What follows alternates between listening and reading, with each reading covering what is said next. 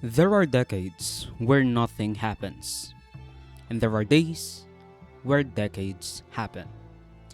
Vladimir Lenin, Joseph Ryan. Ayan ang sabi ni Joseph Ryan na sinabi ni Vladimir Lenin. Ibig sabihin, may ilang mga dekada, minsan siglo pa nga, hundreds of years, na walang pagbabago, na walang nangyayari sa lipunan. Ngunit, slowly but surely, and then all at once, it all falls down. Pasok!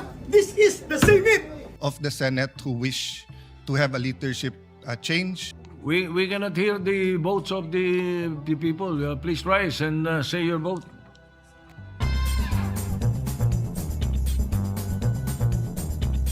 Hindi ko alam, baka meron, hindi ko alam na meron palang...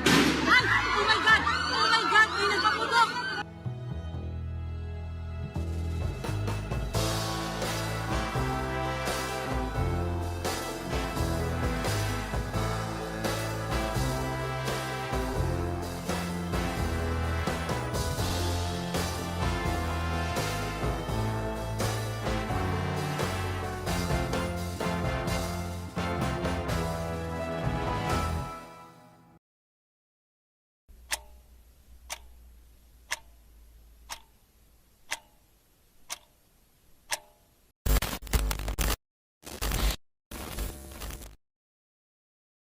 May 11, 2026 at 3 in the afternoon. It all started oh so simple. Napakasimple lang. Nagpray si Amy.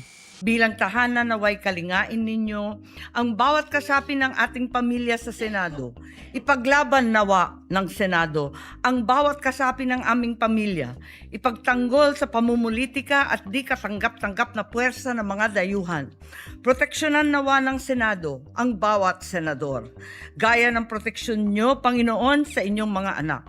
Lupigin at puksain nyo po ang panunuhol, pananakot, panggigipit, pangkonsente sa kamalian dahil lamang sa pagkahayok at labis na pagnanasa sa kapangyarihan. Walang ugong-ugong ng pagbabago sa liderato ng Senado, or at least, ayun ang sabi ni Alan Peter Cayetano. Confirm sa inyo na walang katotohanan na magpapalit ng leadership para itigil yung impeachment. That's just political talk. Kung pakikinggan natin ng mabuti, ang sabi niya, walang kudeta para itigil ang impeachment.